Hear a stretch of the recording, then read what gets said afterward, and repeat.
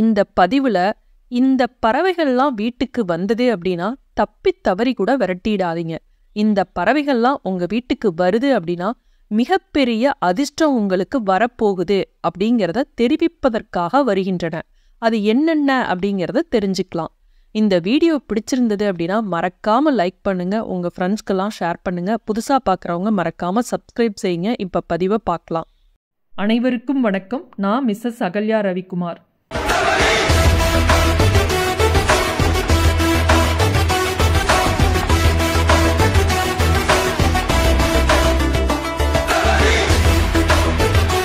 பொதுவா இந்து மதத்துல பாத்தீங்கன்னா ஒவ்வொரு விலங்குகளும் பறவைகளும் ஒவ்வொரு தெய்வங்களோட ஒப்பிட்டு வணங்கப்படுகிறது.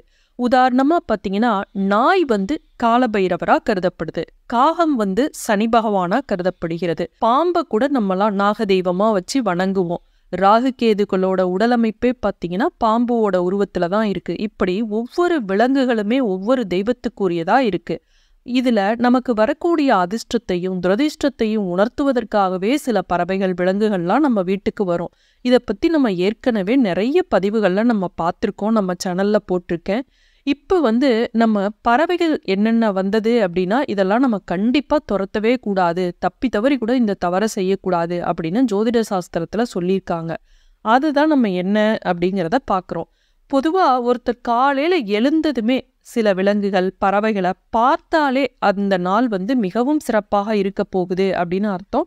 நமக்கு வரப்போகிற அதிர்ஷ்டத்தை தெரிவிப்பதற்காக அதெல்லாம் வருது அப்படிங்கிறத குறிக்கும். அந்த நாள் ஃபுல்லாவே அனைத்துமே வெற்றிகரமா முடியும், நல்ல பணவரவு இருக்கும், நம்மளுடைய விருப்பங்கள்லாம் நிறைவேறும் அப்படின்னு சொல்லியிருக்காங்க.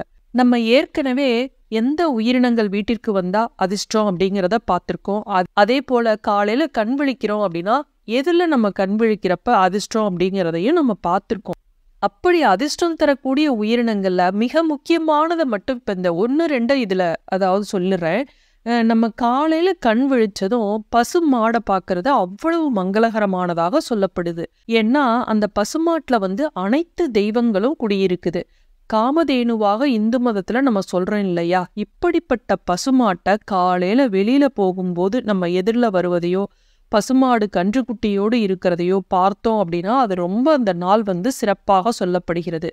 அதே போல ஆட்டு மந்தை ஒருத்தர் காலையில எழுந்ததும் வெளியே முக்கியமான வேலையா போறப்ப ஆட்டு மந்தைய பார்த்தோம் அப்படின்னா செய்ய போகும் வேலை வெற்றிகரமாக முடியும் அப்படின்னு சொல்லியிருக்காங்க.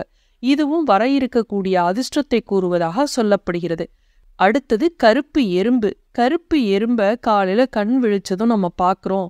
நம்ம கண்ணில் அது எதேச்சையா படணும், தேடி போய் பார்க்கறது இல்லை, எதேச்சையா படுது அப்படின்னா அந்த நாள் ரொம்ப அதிர்ஷ்டகரமானதாக இருக்கும். இந்த கருப்பு நிற எறும்புகளானது நீதியின் கடவுளான சனி பகவானுடன் தொடர்புடையதாக கூறப்படுகிறது. இப்படிப்பட்ட கருப்பு எறும்புகள் வீட்டுக்குள்ள நுழையிறது அப்படிங்கிறது ரொம்ப மங்களகரமானதாக சொல்லப்படுது. இந்த கருப்பு எறும்பை காலையில கண் விழிச்சதும் நம்ம பார்த்தோம் அப்படின்னா அந்த நாள் ஃபுல்லா நமக்கு வெற்றிகரமாகவும் அதிர்ஷ்டகரமானதாகவும் இருக்க போகுது அப்படின்னு சொல்லப்பட்டுள்ளது. அதே போல ஆமை புகுந்த ஊடு உருப்படாது அப்படின்னு சொல்றதெல்லாம் போய். வாஸ்து சாஸ்திரத்துல சீன வாஸ்து சாஸ்திரமான பெங் சுயின் படி ஆமை மங்களகரமான ஒன்றாக கருதப்படுது. அதனாலதான் ஆமை சிலையே பார்த்தீங்கன்னா வீட்டில் வச்சிருப்பாங்க. இப்பெல்லாம் ஆமை மோதிரத்தை கூட நிறைய பேர் கைகளில் விரல்களில் அணிந்திருக்கிறாங்க. அப்படிப்பட்ட ஆமையை ஒருவர் கண் விழித்ததும் பார்க்குறாங்க அப்படின்னா நீங்க நிறைய பணம் சம்பாதிக்க போறீங்க அப்படின்னு அர்த்தம். அந்த நாள் அதிர்ஷ்டகரமானதாக இருக்கும் அப்படின்னு சொல்லப்பட்டுள்ளது. சாதாரணமா பார்த்தீங்கன்னா இந்த பறவைகள் தனக்கான உணவை தேடி சாப்பிட்டுட்டு தண்ணி குடிச்சிட்டு மரங்கள்ல கூடு கட்டி வாழும். சில பறவைகள் பார்த்தீங்கன்னா எல்லாத்து வீட்டுக்கும் தினமும் கண்டிப்பா வரும். சில பறவைகள் பார்த்தீங்கன்னா ரேரா எப்பயாவது யாருடைய வீட்டுக்காவது திடீர்னு வரும். அது மாதிரி வந்தது அப்படின்னா அது நல்லதா கெட்டதா இல்லையா அப்படின்னு நினைச்சு நம்ம பலரும் புலம்புவோம். இப்ப நம்ம எந்தெந்த பறவைகள் வந்தா வீட்டை விட்டு நம்ம விரட்டக்கூடாது, எந்த உயிரினங்கள் நமக்கு அதிர்ஷ்டம் வரப்போவதை குறிக்குது அப்படிங்கிறத தெரிஞ்சுக்கலாம். இப்ப இந்த பதிவுல நீங்க கேட்கக்கூடிய பறவைகள்லாம் உங்க வீட்டுக்கு வந்திருக்கா, உங்களுக்கு நல்லது நடந்திருக்கா, என்ன நடந்தது அப்படிங்கிறத மறக்காம கமெண்ட்ல தெரியப்படுத்துங்க.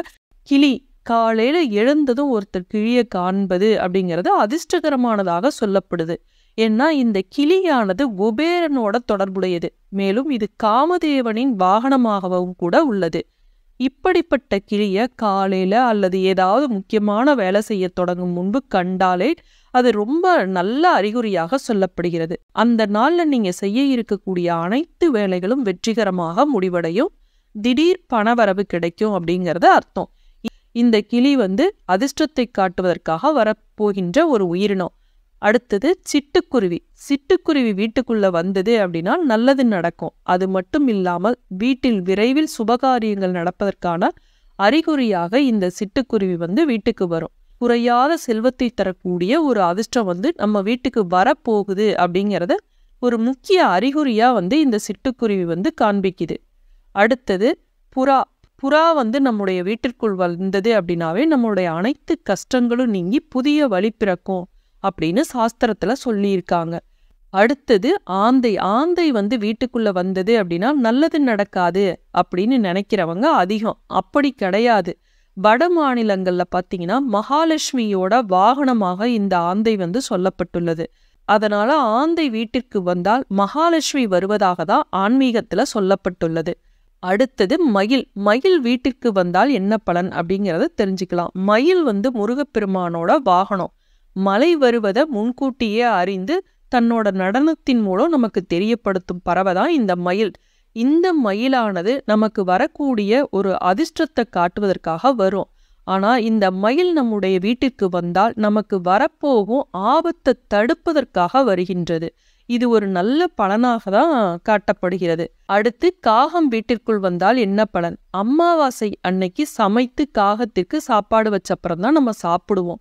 ஏன்னா அப்பதான் நம்மளுடைய முன்னோர்கள் ஆசீர்வாதம் நமக்கு செய்வாங்க, அப்பதான் நமக்கு அவங்களோட ஆசீர்வாதம் கிடைக்கும் அப்படிங்கிற காரணத்தால காகத்திற்கு தினமும் நம்ம சாப்பாடு வச்சோம் அப்படின்னா நம்ம தெரிந்து செய்த பாவம் தெரியாமல் செய்த பாவம்லாம் நம்மளை விட்டு விலகும் அப்படிங்கிறது ஒரு ஐதீகம். அதே போல சனீஸ்வர பகவானோட வாகனமாகவும் இந்த காகம் இருக்கு. ஆகையால காகம் நம்முடைய வீட்டிற்கு வந்தால் நல்ல பலன் கிடைக்கும். ஆனா இந்த காகம் வீட்டுக்கு முன்னாடி வரக்கூடாது.